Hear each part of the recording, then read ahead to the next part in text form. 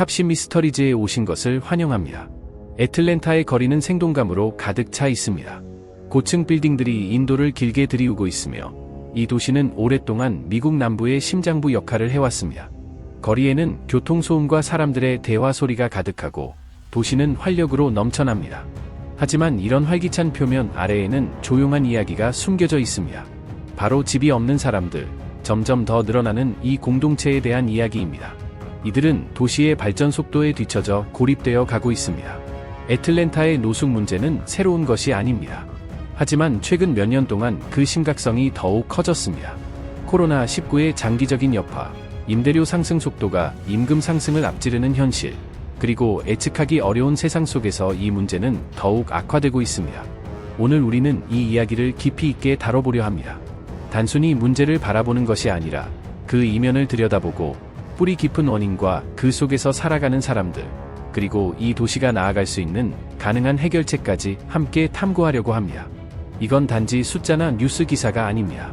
이것은 사람들의 이야기입니다. 애틀랜타의 거리와 목소리를 통해 전해지는 삶의 여정입니다. 함께 이 도시를 걸어가 보겠습니다. 네온 사인으로 반짝이는 중심가부터 조용하지만 치열한 싸움이 숨겨진 넓은 교회까지, 이 여정은 우리에게 노숙의 실태가 얼마나 깊고 넓은지, 그리고 얼마나 많은 사람들이 이 현실 속에 살아가고 있는지를 보여줄 것입니다. 코로나19 팬데믹은 사회 구조를 뒤흔들었고 안전망을 무너뜨렸으며 수많은 사람들을 일자리와 주거지에서 쫓겨나게 만들었습니다. 물가 상승은 삶의 기본적인 필요조차 감당하기 어려운 수준까지 끌어올렸습니다. 우리의 임무는 단순히 문제를 보여주는 것이 아닙니다. 그 문제의 뿌리를 파헤치고 그 안의 얼굴들을 조명하며 애틀랜타가 이 위기를 어떻게 극복할 수 있을지를 함께 고민하는 것입니다. 우리는 수치, 정책, 그리고 실제 삶의 이야기를 함께 살펴보며 이 문제를 더욱 깊이 이해하고 앞으로 나아갈 길을 함께 상상해 보겠습니다. 2025년 3월의 어느 아침, 햇빛이 피치트리 거리를 비추며 따뜻한 금빛으로 도시를 물들입니다. 이 강렬한 대비의 도시 속에서 멀리서 들려오는 마르타 열차의 소리와 함께 또 다른 리듬이 섞여 들려옵니다. 바로 다리 밑과 갈라진 인도 위에 설치된 임시 천막의 바스락거리는 소리, 그리고 그곳에 모여 사는 사람들의 속삭임입니다. 파워트너즈 포홈의 데이터에 따르면 2024년 애틀랜타에서 집이 없는 사람은 2,867명으로 전년 대비 7% 증가했습니다. 이것은 갑작스러운 증가가 아니라 오랜 시간에 걸친 추세의 정점이라 할 수 있습니다. 2019년 팬데믹 이전만 하더라도 이 수치는 약 3,200명이었고 팬데믹 기간 동안의 임시 퇴거 중단 조치 덕분에 수치는 잠시 낮아졌습니다. 하지만 보호 조치가 종료되자 상황은 다시 악화되었고 높은 임대료와 낮은 소득이 이 문제를 더욱 부채질하고 있습니다. 이 위기는 도시 전역에서 동일하게 나타나는 것이 아닙니다. 애틀랜타 도심 지역은 가장 큰 타격을 받고 있으며 센테니얼 올림픽 공원 근처에는 텐트촌이 형성되어 고층 건물들 사이에서 극심한 대비를 이룹니다. 데이터에 따르면 노숙인의 약 40%가 도심 지역에 집중되어 있으며 교외 지역은 15% 수준에 그치고 있습니다. 벨트라인을 따라가 보면 침낭과 판지로 만들어진 집들이 도시의 활기찬 풍경을 끊고 있는 모습을 어렵지 않게 볼 수 있습니다. 교외 지역에서는 또 다른 슬픈 현실이 펼쳐집니다. 전체 가족이 작은 방 하나에서 생활하거나 차량 안에서 밤을 보내야 하는 경우도 많습니다. 이러한 조용한 지역에서는 노숙 문제를 눈으로 확인하기 어려워 종종 간과되기 쉬운데 최근 조사에 따르면 실제보다 약 20% 정도 적게 집계되는 경향이 있다고 합니다. 긴급 주거 시스템은 이미 포화 상태에 이르렀습니다. 예를 들어 게이트웨이 센터는 과거에 남는 침대가 있을 정도였지만 이제는 거의 매일 만석이며 늦은 시간 입소가 불가능하거나 반려동물을 데려올 수 없다는 등의 엄격한 규정으로 인해 입소를 거절당하는 사례도 늘고 있습니다. 이 시스템은 원래 마지막 희망이 되어야 했지만 현재는 그마저도 한계에 다다른 모습입니다. 애틀랜타의 노숙인 통계를 보면 복잡하고 가슴 아픈 현실이 드러납니다. 예를 들어 양육 보호 종료 후 지원이 끊긴 청년들이 전체의 10%에 이르며 고정된 수입만으로 살아가는 고령층도 약 15%를 차지합니다.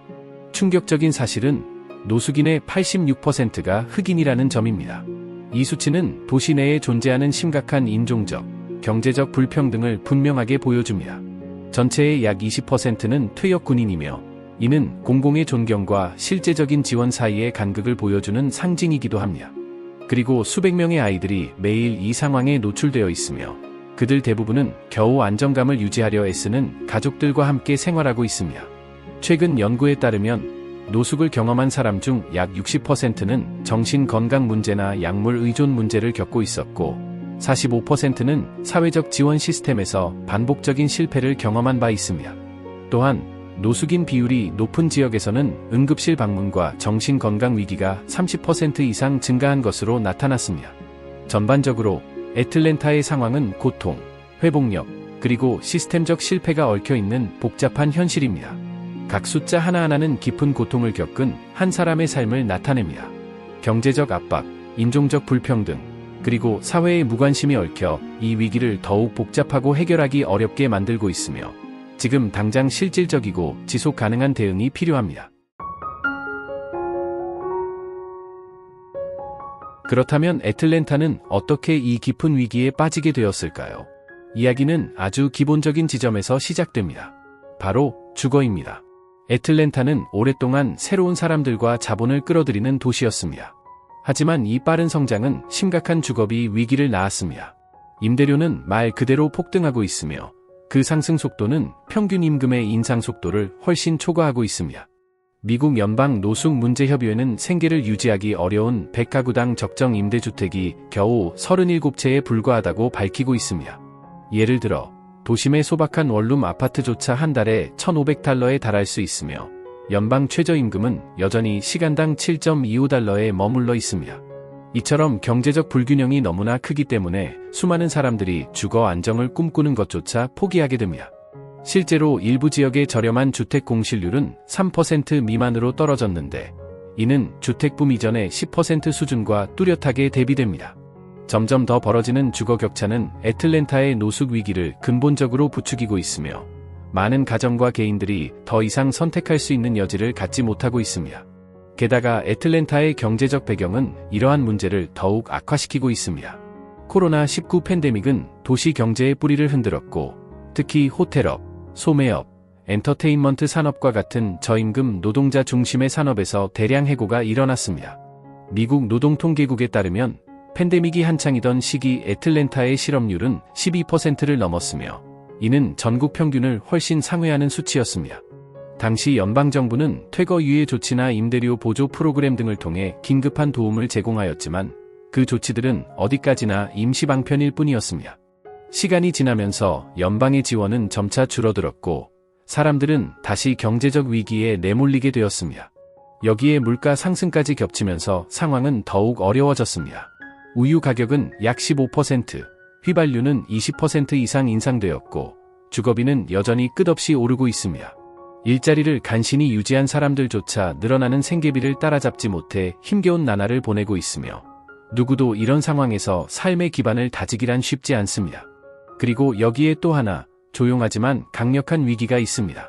바로 정신건강과 중독 문제입니다.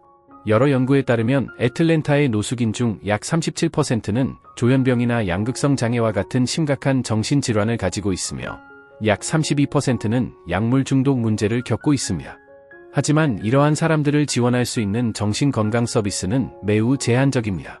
공공진료소는 예산 부족과 인력 부족으로 인해 수요를 감당하지 못하고 있고 민간 진료는 대부분의 사람들에게 너무나도 비싸서 접근이 불가능합니다. 이런 상황은 악순환을 만들어냅니다.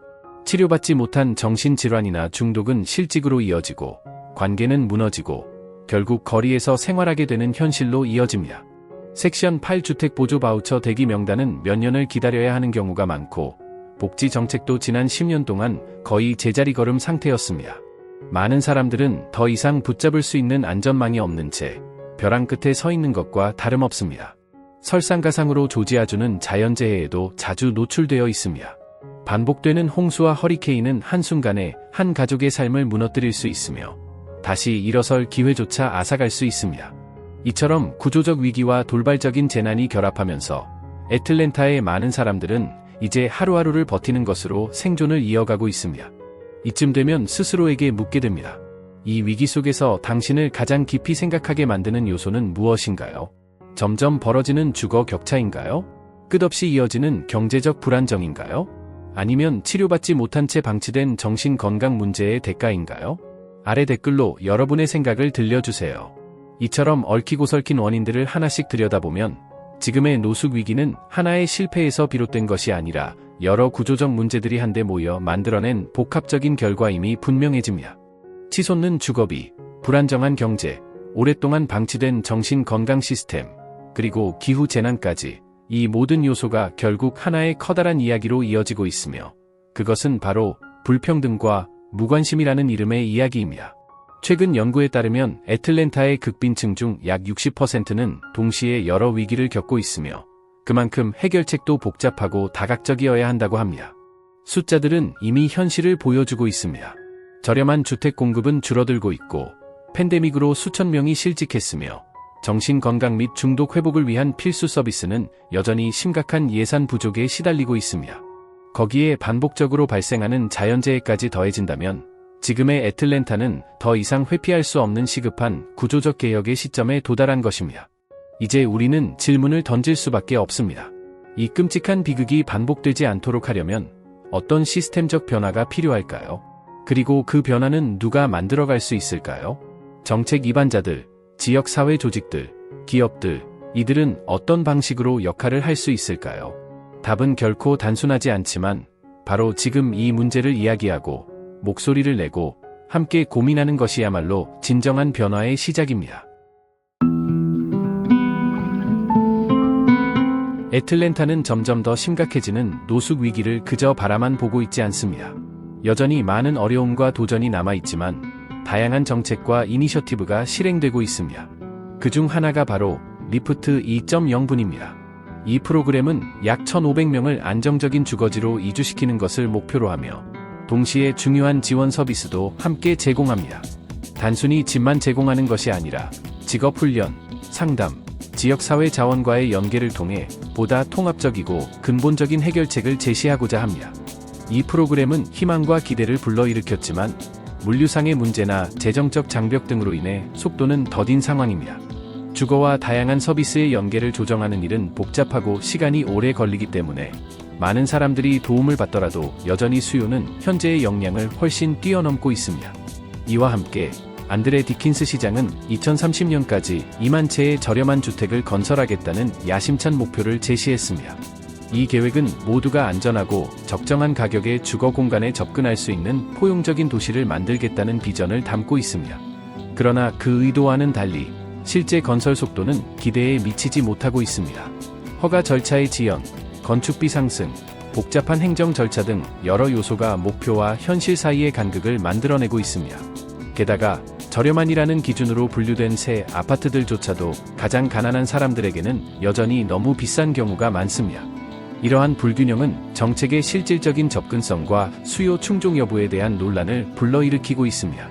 의료 서비스 또한 도시의 광범위한 전략의 일부로 주목받고 있습니다. 게이트웨이 센터와 같은 시설은 단순히 긴급 침대를 제공하는 것에 그치지 않고 현장 의료 서비스, 정신건강 상담, 중독 치료 등 통합적인 건강 관리를 제공합니다. 이는 단순한 쉼터가 아닌 노숙의 근본적 원인이 되는 건강 문제까지 함께 해결하려는 시도입니다. 이에 더해 넥스트 스테프스 같은 재활 프로그램도 등장하였고 프로그램 참여자의 약 70%가 직업을 유지하거나 재취업에 성공하는 등 의미 있는 성과를 보이고 있습니다. 이러한 통계는 적절한 지원이 제공될 때 긍정적인 변화가 가능하다는 점을 시사합니다. 여러 분야의 자원을 연결하려는 노력은 파트너즈 포 홈과 같은 이니셔티브에서도 잘 나타납니다. 이 조직은 시청, 비영리 단체, 종교단체, 지역기업들을 연결해 하나의 협력 네트워크를 구축하려 합니다. 이 협력 체계는 중복된 노력을 줄이고 더 유기적이고 체계적인 지원망을 구축하는 데 목적을 두고 있습니다.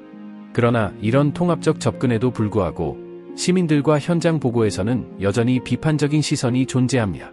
많은 사람들은 지원이 너무 늦고 절차가 딱딱하며 근본적으로 수요에 비해 턱없이 부족하다고 지적합니다. 지역사회의 목소리는 끊임없이 묻고 있습니다. 이 프로그램들은 과연 절박한 수요에 맞춰 속도를 낼 수 있을까? 정말 도움이 필요한 사람들에게 제때에 도달할 수 있도록 절차를 간소화할 수는 없을까? 결론적으로 애틀랜타 시정부의 여러 이니셔티브는 노숙 문제를 해결하려는 확고한 의지를 반영하고 있습니다.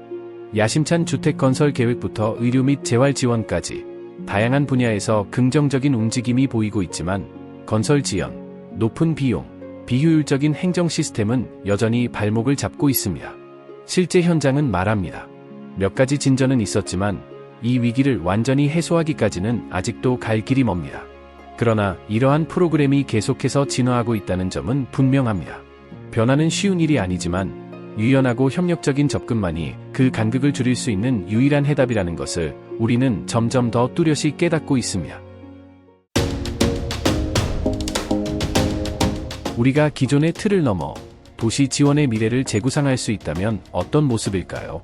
만약 저렴한 주택이라는 말이 단순한 구호가 아니라 눈에 보이는 현실이 된다면 말입니다. 시 소유 부지 위에 친환경 주거 단지가 조성되고 이곳에는 지속 가능성을 목표로 설계된 공동체가 들어서게 됩니다. 이 주택 단지들은 단순한 쉼터가 아니라 공원, 커뮤니티 정원, 창의적이고 사회적인 공간들이 통합된 활기찬 삶의 터전이 될 수 있습니다. 이를 실현하기 위해 지방정부는 환경 친화적인 건축을 추진하는 개발업체와 건설사에게 세금 감면 등 매력적인 혜택을 제공할 수 있습니다. 이는 건설사에게는 재정적 이익을, 주민에게는 에너지 효율적인 현대식 주거 공간을 제공하는 윈윈 구조가 될 것입니다. 하지만 주거는 전체 그림의 한 조각일 뿐입니다. 만약 거리 곳곳을 누비며 상담과 재활 서비스를 제공하는 이동형 진료소가 있다면 어떨까요? 이러한 진료소에는 정신건강 전문가, 중독치료사, 일반 진료 간호사 등이 함께 탑승하여 개인이 병원을 찾아가지 않아도 현장에서 바로 도움을 받을 수 있게 합니다. 이처럼 실시간으로 제공되는 서비스는 위기와 돌봄 사이의 간극을 크게 줄여줄 수 있습니다. 일자리 기회도 지역 내 주요 고용주들과의 협력을 통해 크게 확장될 수 있습니다. 예를 들어 델타항공, 코카콜라 등과 같은 대기업들이 정부 및 비영리 단체와 협력하여 위기 가정이나 노숙 직전 단계에 있는 이들을 위한 맞춤형 취업 연계 프로그램을 운영할 수 있습니다. 이러한 프로그램은 단순히 소득을 제공하는 데 그치지 않고 자존감과 삶의 목적까지 회복시켜주는 전환점이 될 수 있습니다. 또한 정부, 기업, 지역 커뮤니티가 공동으로 참여하는 공공민간 기금을 조성해 행정적 지연 없이 빠르게 자금을 투입할 수 있도록 한다면 즉각적인 구호부터 장기적인 해결책까지 유연하게 대응할 수 있습니다. 이 기금은 각기 다른 이해관계자들이 자원을 모아 실제로 도움이 필요한 곳에 빠르게 자금을 배분할 수 있게 해줄 것입니다. 기술 역시 이 비전 속에서 중요한 역할을 할 수 있습니다. 예를 들어 실시간으로 빈 침대, 따뜻한 식사, 긴급 상담 예약 가능 여부 등을 알려주는 스마트 애플리케이션이 있다면 어떨까요?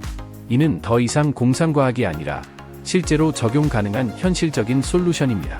또한 전 도시 차원에서 퇴거 위기 데이터를 추적하고 위험 가정을 조기에 식별하여 필요한 지원을 사전에 개입할 수 있는 시스템이 구축된다면 노숙 위기는 사후 대응이 아닌 사전 예방으로 전환될 수 있습니다. 이와 함께 애틀랜타의 211 핫라인을 확대하고 강화하는 것도 매우 중요한 과제입니다. 위기 상황에 놓인 사람들이 즉시 상담사와 연결되어 적절한 지원과 프로그램으로 신속히 안내받을 수 있도록 한다면 노숙 상태로 내몰리기 전 가장 위태로운 순간에 실질적인 구호를 제공할 수 있습니다. 이는 단순히 위기를 관리하는 것이 아니라 위기를 예방하는 방향으로 패러다임을 전환하는 것입니다. 결국 우리가 그리는 미래는 명확합니다. 지속 가능한 주거, 이동형 보건, 강력한 취업 지원, 유연한 기금 조성, 그리고 스마트 기술이 결합된 솔루션을 통해 우리는 더욱 유연하고 탄탄한 안전망을 구축할 수 있습니다. 사후 대처보다 예방을 우선시함으로써 누구나 안정과 존엄을 유지할 수 있는 기회를 가질 수 있어야 합니다. 이러한 접근 방식은 노숙 문제를 단지 하나의 사회적 위기가 아니라 공동체를 되살리고 개인에게 권한을 부여하며 다른 도시들이 따라 배울 수 있는 새로운 도시 복지의 기준으로 만들 수 있는 기회로 바꾸는 것입니다. 공동체는 어떤 도시든 그 번영의 뼈대를 이룹니다. 특히 도전과 과제가 겹겹이 쌓인 도시일수록 지역사회의 지지는 삶을 바꾸는 힘을 가질 수 있습니다. 만약 누구나 24시간 이용 가능한 이웃센터가 있다면 어떨까요? 그곳에서는 따뜻한 식사는 물론이고 신뢰할 수 있는 정보와 인간적인 연결까지 제공됩니다.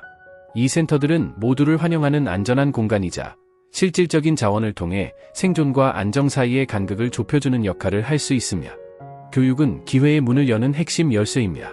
장기 학위 과정 대신 용접, 코딩, 각종 기술 등 수요가 많은 분야에서 짧은 시간에 자격을 얻을 수 있는 자격증 프로그램에 집중할 수 있습니다. 이러한 실용적 교육은 빠르게 기술을 습득할 수 있도록 돕고 안정적인 일자리와 미래로 나아갈 수 있는 명확한 길을 제시합니다. 현실적인 교육은 경제적 어려움에서 비롯된 불안정한 주거 문제를 정면으로 해결할 수 있는 가장 직접적인 방법이 될 수 있습니다. 건강관리 또한 모두에게 열려 있어야 하며 비용이나 행정 장벽 때문에 치료를 받지 못하는 일이 없어야 합니다. 무료 건강검진, 정신건강 상담, 중독 회복 프로그램이 통합된 포괄적인 서비스가 제공되어야 하며 이로 인해 가장 취약한 사람들조차 꼭 필요할 때 치료받을 수 있게 됩니다. 이는 더 건강하고 회복력 있는 지역사회를 만드는 초석이 됩니다. 개인의 권리를 인식하고 보호하는 일 또한 그에 못지않게 중요합니다. 법 집행기관이 취약계층에게 공감과 이해로 다가가는 방식으로 변화된다면 지역사회의 분위기 자체가 바뀔 수 있으며 강압적인 방식이 아닌 갈등을 완화하고 진심 어린 지원을 제공하는 접근은 모든 주민이 존중받고 보호받는다고 느낄 수 있는 환경을 만들어줍니다. 또한 타이니 하우스처럼 작고 저렴한 주택을 중심으로 형성된 커뮤니티 모델도 고려해볼 수 있습니다. 다른 도시에서 효과를 보인 이 모델은 독립성과 소속감을 동시에 제공하며 애틀랜타에서 안전하고 안정적인 주거 공간에 대한 시급한 수요를 충족할 수 있는 실용적이고 비용 효율적인 해결책이 될 수 있습니다. 여기서 한 가지 질문을 드립니다. 여러분은 어떤 유형의 지역사회 지원이 이러한 도시에서 가장 큰 변화를 만들어낼 수 있다고 생각하시나요? 댓글로 의견을 들려주세요. 이제 잠시 한 걸음 물러서서 전체 그림을 바라봐야 할 때입니다. 문제는 단지 숫자나 정책의 문제가 아닙니다. 그것은 바로 사람의 이야기입니다. 희망과 고통이 교차하는 현실, 그 생생한 맥박이 애틀랜타라는 도시를 살아 숨 쉬게 합니다. 이 도시는 성장하고 있지만 여전히 너무 많은 사람들이 차가운 현실에 눌려 꿈을 포기해야만 하는 상황에 놓여 있습니다. 반짝이는 도시의 스카이라인을 바라보며 수많은 이들이 단 하나의 지붕도 얻지 못하고 있다는 현실은 너무나도 고통스럽습니다. 응급쉼터와 단기적 지원은 당연히 필요합니다. 그러나 그것만으로는 충분하지 않습니다. 만약 장기적이고 지속 가능한 변화, 안정적이고 저렴한 주거, 실질적인 일자리, 그리고 발전의 기회를 제공하는 약속 없이는 이 모든 노력은 단지 더 깊은 상처에 붙인 임시 반창고일 뿐입니다. 상상해보세요. 만약 애틀랜타의 모든 영향력 있는 지역 리더와 대기업이 이 문제를 자선사업이 아니라 도시의 미래에 대한 공동 투자로 인식하고 진지하게 동참한다면 어떤 변화가 가능할까요? 그 연대는 삶을 바꾸고 희망을 처음부터 다시 세울 수 있을 것입니다. 그리고 그 무엇보다도 중요한 것은 이 위기를 직접 겪고 있는 사람들의 목소리를 진심으로 듣는 것입니다. 그들의 이야기는 무엇이 진정으로 효과가 있는지에 대한 해답을 품고 있습니다. 그들이 공공담론의 장에 참여할 수 있도록 자리를 마련하는 일은 우리가 세우려는 해결책이 얼마나 진정성 있고 지속 가능한지를 결정하는 기준이 될 것입니다. 복지개혁은 단순한 예산 증가에 머물러선 안 됩니다. 그것은 더욱 명확하고 책임감 있는 구조로 나아가야 하며 진정으로 도움이 필요한 사람들에게 도달해야 합니다. 이 문제는 복잡하고 감정적이며 어렵지만 바로 그렇기 때문에 그런 방식으로 접근해야 마땅합니다. 애틀랜타처럼 활기차고 다양한 도시에서는 해답도 그 리듬을 닮아야 합니다. 역동적이고 포용적이며 결코 희망을 멈추지 않는 그런 해답 말입니다. 지금 우리에게는 각자의 존엄이 회복되고 내일이라는 약속이 더 이상 먼 꿈이 아니라 눈앞의 현실로 다가오는 도시를 함께 만드는 기회가 있습니다. 애틀랜타의 노숙 문제는 분명히 해결이 쉽지 않은 복합적인 과제입니다. 임대료는 계속 오르고 사회적 안전망은 금이가 있으며 시스템은 이를 따라잡기 위해 고군분투하고 있습니다. 현재 집이 없는 사람은 약 3,000명에 달하고 쉼터들은 이미 포화 상태입니다. 이 모든 요소들이 맞물리며 도시 전체가 한계에 가까운 긴장감을 안고 버티고 있습니다. 이것이 지금 우리가 마주하고 있는 현실입니다. 문제의 원인은 하나가 아니라 여러 겹입니다. 주택 부족, 경제적 불안정, 아직 아물지 않은 상처들, 그리고 자연재해까지 이 모든 것이 복합적으로 얽혀 있습니다. 물론 도시도 가만히 있지는 않았습니다. 주택계획, 보건 강화, 일자리 프로그램 등 다양한 대응이 시도되고 있습니다. 하지만 여전히 곳곳에 틈새가 존재하고 그 틈새는 많은 사람들의 삶을 위태롭게 하고 있습니다. 우리가 제안한 아이디어들, 친환경 주택, 기술 기반 지원, 사전 개입형 긴급 구조, 이러한 것들은 새로운 변화를 만들 수 있는 가능성을 보여줍니다. 그리고 무엇보다 중요한 건 이 아이디어들이 단발성이 아닌 튼튼하고 지속 가능한 사회 안전망과 결합될 때 비로소 효과를 발휘할 수 있다는 점입니다. 이 모든 노력이 효과를 내기 위해선 혼자가 아닌 함께여야 합니다. 시정부, 비영리 단체, 지역사회 모두가 하나의 팀이 되어야 합니다. 협력은 선택이 아니라 유일한 기회입니다. 그렇다면 다음 단계는 무엇일까요? 한 가지 방법은 진전을 모니터링할 수 있는 전담 태스크포스를 구성하거나 전 세계의 다른 도시들에서 성공적으로 시행된 사례들을 적극적으로 연구하고 도입하는 것입니다. 우리는 이 문제가 단지 애틀랜타만의 문제가 아님을 압니다. 이것은 오늘날 수많은 도시들이 직면하고 있는 공동의 과제이며 탑시 미스터리즈는 이 문제를 끝까지 따라가고 조명할 것입니다. 마지막으로 여러분께 묻고 싶습니다. 여러분이 살고 있는 지역의 노숙 문제를 해결하기 위해 어떤 한 걸음을 내디딜 수 있을까요? 그 생각을 댓글로 공유해주세요. 이 다큐멘터리를 마무리하며 우리는 애틀랜타의 양면성이 더욱 또렷하게 느껴집니다. 깊은 고통과 거대한 잠재력, 이 두 가지가 동시에 공존하고 있다는 사실은 이 도시가 여전히 희망을 품고 있다는 증거이기도 합니다. 탑시 미스터리즈는 앞으로도 이와 같은 이야기들을 깊이 있게 전해드릴 예정입니다. 구독 버튼을 눌러주시고 다음 여정에서도 우리와 함께 해주세요. 또 다른 이야기에서 다시 만나 뵙겠습니다.